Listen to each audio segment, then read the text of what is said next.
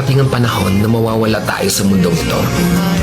At kapag dumating ang panahon na yun, hindi mahalaga sa kung gaano karami ng pera ang naipon mo sa bangko.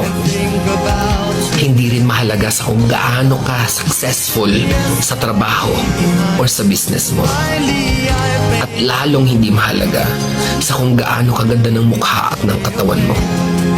Dahil ang mahalaga pagdating ng panahon na yun ay ang sagot sa tanong na naging masaya ka ba?